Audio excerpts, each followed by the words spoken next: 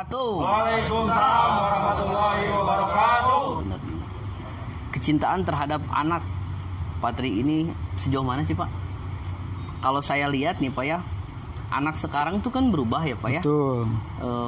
Dari zaman dulu yang tidak ada teknologi, nonton TV jarang, apalagi smartphone, aktivitasnya banyak dulu, sekarang duduk manis. Nah, apakah ada perbedaan yang Bapak rasakan anak zaman dulu sama zaman sekarang seperti apa Pak? Yang membedakan kan hanya situasi dan kondisi ya. Tapi pada dasarnya karakter anak itu sama. Samanya dari? Mereka ingin diperhatikan. Ingin diperhatikan. Bahwa mereka itu ada gitu loh. Mereka itu tidak mau misalnya kita tidak memperhatikan. Kadang-kadang mereka nakal diantepkan gitu kan. Jadi itu kan sama karakternya. Kemudian mereka senang berkelompok. Biarkan saja mereka berkelompok. Bahkan saya pernah punya pengalaman bagaimana kita melihat sosok seorang pemimpin pada kelompok itu. Ya. Saat itu di Pramuka.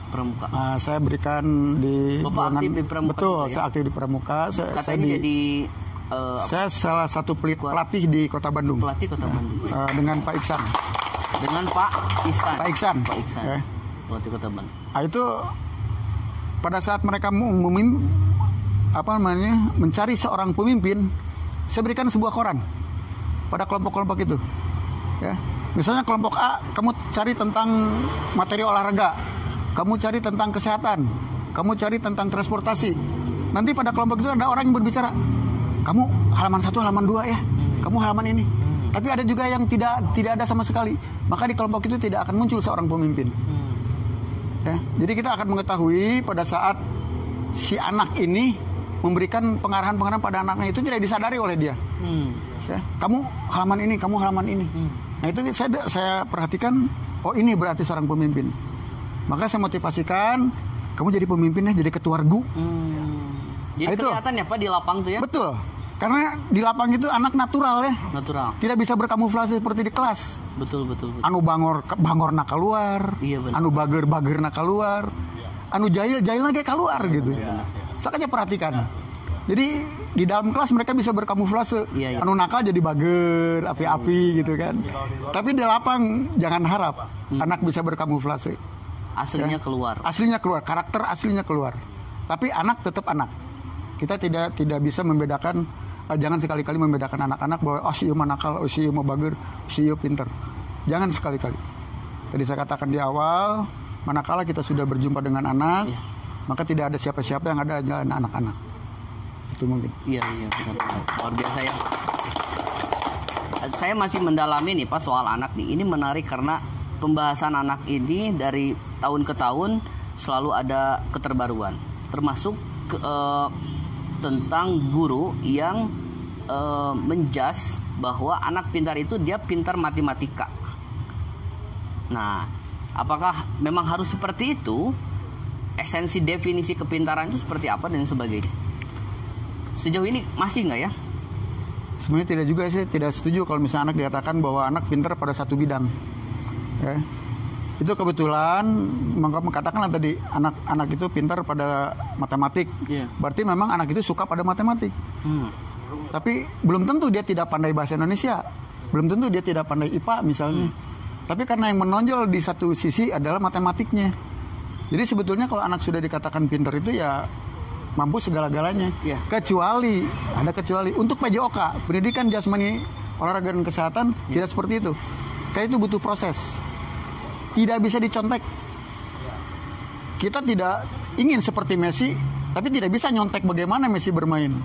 Tapi harus latihan. Itu olahraga.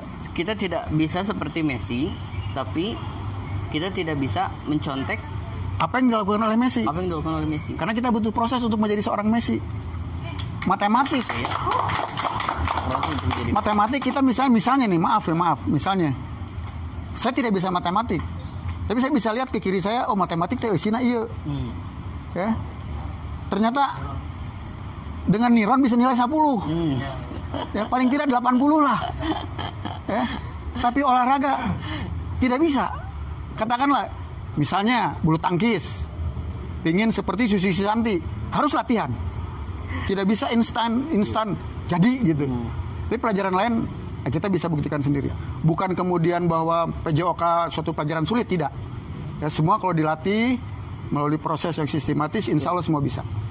Iya betul sekali. Biasanya juga orang tua kan pertama nih buka rapot ya. Wih, matematika dulu yang betul, kadang-kadang seperti ini itu. Ini merah atau biru nih warnanya kan gitu. Habis matematika dia baru yang lain. Overall sih mudah-mudahan sekarang berubah ya, karena katanya ada Pandawa Pak, program baru di Kota Bandung yang memberikan pendidikan untuk orang tua. Gitu. Belum dengar tuh saya. Baru dengar Pak, Pandawa Pak ada. Ternyata karena menurut penelitian bahwa faktor utama yang menyebabkan anak tidak berkembang salah satunya orang tua Pak. Tuh. Ya karena guru yang pertama dan pembelajaran itu yang pertama di rumah, dari rumah. Orang tua. Setuju. Gitu. Ini ngomong-ngomong di rumah nih Patri, ini kita cerita sedikit tentang pengalamannya nih sama istri. Ini kayaknya ada yang menarik nih. Pertama kali ketemu nih Bapak di mana nih sama istri, dan seperti apa sih Pak? Ada nggak kisah gitu? Jadi kisahnya saya temu istri saya itu di organisasi Pramuka. Bukan, saat itu saya jadi ketua Karang Taruna. Karang Taruna di dulu Tarka, Taruna Karya kalau dulu. Tahun 80-an Karang Taruna itu Tarka namanya. Saat itu tahun 1980 saya jadi ketua panitia Sumpah Pemuda. Saya tertarik pada seorang wanita, maka saya jadikan dia seorang bendahara. Bapak jadi ketua. Saya ini ketuanya. Politik nih. Jadi ini sengaja dikip ya. Sengaja dikip ya. Ya, pendekatannya seperti itu pendekatannya. Pendekatannya seperti itu. Ternyata gayung bersambut. Alhamdulillah tidak bertepuk sebelah tangan. Akhirnya tahun 1990 kami berjanji untuk sama-sama mengaruni bahtera kehidupan. Ya. Sampai sekarang dikaruniai 3 orang anak, 2 putri, yang bungsunya putra. Jadi itu latar belakang organisasi mendapatkan seorang istri hadiahnya. Gitu ya, jadi ya. Jadi dari organisasi dapat istri, saya dari organisasi. Kebetulan waktu itu saya adalah ketua Taruna Karya Kelurahan Pastur. Oh, Kelurahan Pastur. Betul, karena saya tinggal di Jalan Jurang. Jalan Jurang. Oh iya. Luar biasa ya. Jadi memang harus dibutuhkan niat ya Pak untuk cari pasangan tuh. Soalnya ada teman saya nih Pak ditinggal nikah. Dan membutuhkan strategi untuk pendekatannya. Oh, dan juga butuh strategi. Yang tidak membutuhkan biaya. Nah, ini beda nih Pak. Kalau anak zaman muda, catat nih ya, anak zaman muda sekarang tuh kalau mau ngedeketin Pak, pertama tuh dia harus bawa motor yang bagus Pak. Materi yang pertama kan. Betul. Jadi kebalikan apa yang disampaikan Patri. Strategi tapi minim dana. Nah ini perlu nih. Enggak, karena teman saya Pak ada yang ditinggal nikah Pak. Kasihan Pak. Jadi butuh. Ini gimana nih? Ini strategi. Butuh solusinya. Butuh solusi. Strategi tapi minim dana tuh kayak gimana sih? Jadi sebetulnya dana bukan segala-galanya. Kalau kita sudah saling mencintai lah gitu ya, tidak perlu dana. Saat itu saya nggak ada istilah kudu ngajajanan, lalu bioskop barengan, nggak ada. Karena kita sibuk di organisasi, ya sudah. Karena sering bertemu, ya semakin dekat. Jadi kumaha strateginya agar pada saat kencan gitunya, istilahnya kencan tidak membutuhkan dana. Ya jangan jajan gitu. Ya. Misalnya main di taman gitu kan. Nanti digerebek Satpol PP Pak. Kalau main di taman Pak. Pak minimal juga nonton bioskop ya ke BIP kan. Perlu dana juga Pak. Gimana nih? Masing-masing lah. Pak kalau masing-masing ceweknya pasti bilang, lu kagak ada modal aja lu gitu Pak. Dulu ada pemil gini. Dulu ada zaman saya ya. Karena gaji guru dulu minim. Saya berapa? Pertama diangkat itu gaji 44.000 kalau tidak salah. 44.000 tahun 1988. 44.400 kalau tidak salah. Untuk bayar kuliah GHC. Ya cicilan rumah aja udah ratus. Jadi tidak memungkinkan. Ya. Kemudian ada istilah seperti gini. Kalau ada anak gadis nakal, oleh orang tuanya disebutnya ini, bangor wae maneh teh kawin ka guru geura. Jadi sedemikian, katakanlah sedemikian minimnya gaji guru sampai menjadi bahan candaan gitu ya, bahan candaan. Nah itu waktu itu, tapi alhamdulillah sekarang ya kita sudah rasakan sendiri ya. Kita sudah cukup sejahtera dengan salary yang kita dapat. Menarik ya. Jadi harus banyak belajar nih soal perempuan nih bagi yang teman-teman yang belum nih, khususnya guru-guru PJOK. Guru-guru. Mantap. Oke. Kita selanjutnya nih saya mau nanyain tentang organisasi Pak. Nih, organisasi yang Bapak jalani kan cukup banyak Pak ya. Ada Pramuka, terus ada Karang Taruna, pecinta alam juga. Pencinta alam di mana Pak? Di Trunot di Bandung. Di mana? Di Trunot. Oh, Trunot komunitas berarti maksudnya. Betul, komunitas pencinta. Sekarang masih ada? Masih ada. Trunot. Iya. Pendiri kali Bapak? Enggak, saya anggota. Trunot. Banyak sekali organisasi yang Patri jalani, tapi tujuannya organisasi itu apa dan emang fungsinya itu apa sih Pak? Organisasi itu kan kita ketahui bahwa definisi organisasi itu kan sekelompok orang yang ingin mencapai suatu tujuan. Makanya kalau di organisasi itu kita harus jelas tujuannya. Kalau tujuan sudah jelas, apa yang kita ingin taruh misalnya tujuannya ke politik, ya kita harus buat organisasi politik. Partai. Betul, partai, atau lebih paling tidak kita menjadi partisipan lah, ya menjadi apa istilahnya, ya anggota partai tersebut lah. Tapi kan untuk guru susah, untuk pegawai negeri susah. Tidak boleh. Betul, untuk masuk ke dalam. Tapi yang nawarin ke Bapak ada? Belum. Oh, belum. Mungkin nanti setelah Purna Bakti ya. Kayaknya ada. Tapi alhamdulillah tidak minat ya. Gitu. Tidak minat. Karena politik abu-abu lah. Abu-abu ya. Baik menurut kita belum tentu baik menurut orang. Nah, organisasi itu kan sekelompok orang yang untuk mencapai satu tujuan. Iya. Nah, kalau sudah tujuannya jelas, maka kita bentuk organisasinya. Nah, organisasi itu nanti ada organigram. Dalam organigram itu kan ada ketua, ada wakil ketua, bla bla bla bla sesuai kebutuhan. Ya. Ada kalau kita atur ke bawah, saya pernah menemukan satu artikel entah di YouTube, entah di Facebook, saya lupa, bahwa organisasi itu seperti sebuah pohon. Dikatakannya organisasi itu seperti sebuah pohon. Taruh misal di organisasi kita menjadi akar, maka menjadi akar yang kuat sekalipun tersembunyi, diinjak di tanah tidak muncul ke permukaan, tapi kita berguna. Ya. Atau misalnya seperti buah, organisasi itu kalau kita di posisi buah, maka jadi buahlah yang manis, ya biar orang lihat bahwa wah ini benar-benar organisasinya bagus. Ya. Nah, berangkat dari sana bahwa dengan organisasi kita akan banyak menemukan karakter-karakter manusia. Kita bisa bertukar pikiran secara informal, ngobrol pengalaman dengan mereka. Kemudian banyak kawan. Banyak kawan ya, jaringan ya Pak. Betul. Bahkan katanya kan kalau kita banyak silaturahmi maka banyak rezeki yang datang. Jadi itulah mengapa saya suka di organisasi. Ya, alhamdulillah mungkin dari sejak di SMA sudah di OSIS ya dulu. Oh, SMA ada, OSIS juga. Betul, dulu ada OSIS istilahnya. OSISnya sampai sekarang juga masih ada. Di SGO ada OSIS, kemudian sekarang juga masih ada ya. Masih ada. Nah, kemudian masuk di Pramuka juga seperti itu. Terakhir saya di Pramuka itu di Ancuil, jadi andalan cabang urusan wilayah. Jadi wilayah 1 Bojonegara waktu itu. Membawahi Susu Aci, Sukajadi, Sukasari, Andir dan Cicendo. Susu Aci. Disingkat-singkat ya kalau ke Bandung tuh.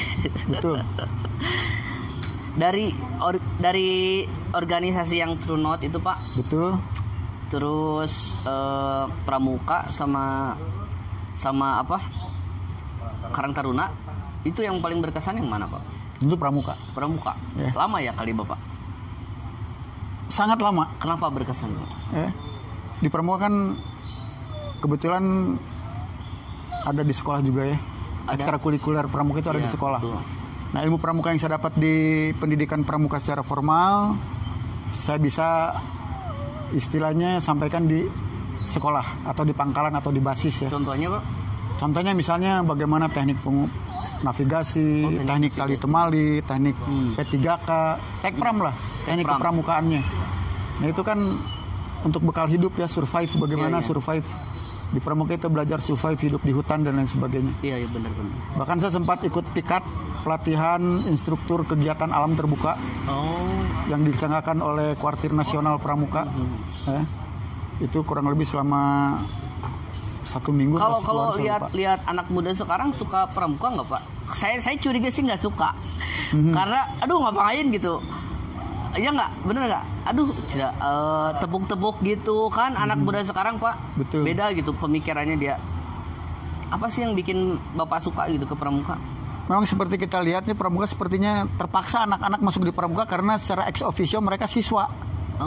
Siswa di sekolah yang bersangkutan. Dan ini yang jadi catatan, pramuka menjadi ekstrakurikuler wajib. Padahal pramuka itu kan ekstrakurikuler, kalau di pramuka itu anggota pramuka itu kan sukarela. Menjadi anggota pramuka itu adalah menjadi sukarela, tidak wajib. Tapi ada sebagian kota yang mewajibkan. Ya, wajib di sini mungkin wajib untuk karakter kepramukaannya itu sendiri. Jadi bukan wajib untuk menjadi seorang anggotanya, gitu. Ya, tapi pendidikan pramuka itu wajib diikuti oleh kader-kader bangsa dari SD sampai dengan perguruan tinggi. Itu mungkin. Gitu ya. Kalau True Note, Pak, paling jauh kemana tuh? Petualang itu. Sampai sekarang masih ya? Udah jarang, udah enggak. Tapi hobi pengembaraan, tapi ya sekitar Bandung lah. Pengembaraan. Betul, mengembara artinya, tapi enggak jauh-jauh lah, Bandung aja lah. Bandung aja. Emang kegiatannya apa True Note, Pak? Komunitas itu? True Note itu ya pencinta alam. Pencinta alam. Juga mengedukasi kegiatan alam terbuka. Edukasi alam terbuka. Betul, jadi memberikan pendidikan secara formal, secara informal pada anak-anak muda, generasi muda untuk mengetahui bagaimana kita hidup di alam terbuka. Oh, survival gitu ya? Betul, semacam gitulah. Bapak bisa nyalain api pakai batu? Belum. Atau digini? Bara rase. Bara rase. Jadi ya pecinta alam. Tapi paling jauh tuh di mana ya? Di sekitar Bandung paling dekat gunung apa, Pak? Saya jarangnya ke gunung-gunung. Jarang, Bapak? Jarang ke gunung. Jadi pengembaranya kemana nih? Paling Jayagiri, Nukaran itulah. Gitu. Ke hutan paling lah. Gitu. Enggak jauh. Camping gitu kan ya? Camping paling sama anak-anak. Iya. Mantep ya. Jadi hobinya outdoor banget nih Patri nih. Gitu. Terus saya mau nanya juga apa ya? Ada pertanyaan?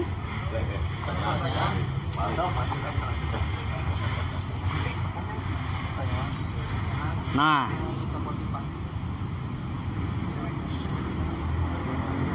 gitu ya. Jadi Patri ini organisasinya mantap, terus mengajarnya juga saya dapat memang mengajarnya dari hati ya Pak ya. Betul. Harus dengan hati. Nggak sekedar formalitas Pak ya. Ya, harus dengan hati. Terus basically sih Patri ini low profile gitu kan, tapi enak gitu kalau diajak ngobrol ya. Amin. Mudah-mudahan selamanya seperti itu Pak. Amin. Gitu. Ada satu yang sudah disampaikan pada rekan-rekan terutama ya. Jadi ada suatu filosofi menghadapi suatu pekerjaan, artinya tulis apa yang akan kita kerjakan apa yang sudah kita tulis. Jadi misalnya seperti membuat RPP, itu kan kita tulis dulu apa yang akan kita kerjakan. Nah kemudian kerjakan apa yang sudah kita tulis, jangan keluar dari apa yang sudah kita tulis. Contoh misalnya ibu-ibu lah, katakanlah kita ambil contoh misalnya ibu-ibu ke pasar, kita kan membuat dulu apa yang harus, catatan yang harus dibeli. Nah itu yang sudah ditulis itu yang harus dibeli, jangan kemudian membeli yang tidak ditulis. Nanti akhirnya tujuan ke pasar jadi berantakan semuanya. Jadi konsepnya adalah tulis apa yang akan kita kerjakan apa yang sudah kita tulis. Jadi ringan saya sebetulnya, tapi mempunyai makna yang sangat luas, sangat dalam. Tulis apa yang ingin kita kerjakan dan kerjakan apa yang kita tulis. Mantap. Quote of the day ya, mantap ya. Ada lagi Pak pesan-pesan buat guru PJOK? Mungkin cukup ya. Itu saja pesan saya. senangi anak-anak. Senangin anak-anak. Ya, jadi kalau kita sudah menyenangi anak-anak, berarti kita sudah menyenangi pekerjaan. Dan yang paling utama, cintai pekerjaan kita. Kita jangan lihat berapa kita dibayar, berapa kita diberi, tapi berikan apa yang kita punya semaksimal mungkin. Sesuai dengan logo pendidikan Tuturi Handayani, kita dari belakang menuntun mereka, ya, memperhatikan mereka, mengarahkan mereka.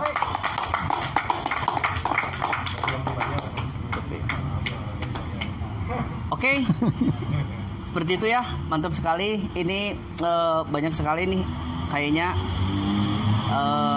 informasi yang dapat kita amalkan ya, dapat kita laksanakan dari Patri ini. Mudah-mudahan bermanfaat gitu. Dan statement closing tadi udah Pak. Apalagi ya Pak Gun, apalagi? Pesan buat siswanya dong. Pesan buat siswanya Pak. Oh iya, untuk anak-anak, sekalipun kondisi kita seperti ini, tetap semangat, tetap sehat. Jangan lupa berbakti pada orang tua, rajin belajar di rumah. Jangan segan-segan bertanya kalau tidak bisa mengerjakannya. Jadi jangan melakukan pekerjaan kalau kamu memang tidak mampu, tapi tanyakan kepada yang orang tua atau pada orang dewasa. Buat guru sejahtera, nah, apa nih pesannya nih Pak? Buat guru sejahtera, mudah-mudahan sejahtera selalu ya gurunya. Amin. Gimana Pak? Ya, untuk rekan-rekan tidak di sejahtera saja, mungkin semuanya. Semuanya. Khususon di Kecamatan Sukajadi, ya, tadi seperti katakan kepada anak-anak, kita tetap semangat, jangan kendor walaupun kondisi seperti ini, karena tugas kita adalah memberikan ilmu kepada anak-anak agar bermanfaat. Tapi bukan berarti bahwa ijazah itu akan menjadi kita sukses, tidak. Sukses disebabkan oleh niat yang kuat dan tekad yang kuat, bukan karena selembar ijazah. Ya, sukses itu dasarnya bukan sebuah ijazah. Tanpa ijazah pun kita bisa sukses. Itu saja mungkin. Mantap, banyak quote ya. Mantap. Oke. Terima kasih Patri. Ini Sami-sami. udah kita ngariung ya. Ngariung bari ngelmu di podcast KKG Sukajadi yang pertama. Mudah-mudahan tetap berlanjut. Doakan juga kami Pak yang masih merintis, yang masih berjuang lah. Dan tentunya kita harapkan jangan sampai para senior, para sesepuh itu langsung melepas begitu saja ketika Bapak sudah purna bakti. Insya Allah. Tahun ini Pak ya? Tahun ini? Tahun ini. Saya per 1 Desember sudah purna bakti. Per 1 Desember sudah purna bakti. 2020. Saya juga ucapkan selamat ulang tahun buat Patri. Alhamdulillah. Amin. Tanggal 25 November nih ya. Jangan lupa guru-guru sejahtera surprise nih ya, ditunggu. Enak. Kakak Sukajadi juga. Siap-siap mancing bareng. Mancing mania. Oke, buat semuanya terima kasih sudah menonton podcast yang pertama KKG Sukajadi. Mudah-mudahan bermanfaat. Jika tidak bermanfaat, manfaatkanlah. Selamat beristirahat. Salam olahraga dan sampai jumpa. Assalamualaikum warahmatullahi wabarakatuh. Waalaikumsalam warahmatullahi wabarakatuh. Jangan lupa like, comment, and subscribe. Oh iya benar lupa.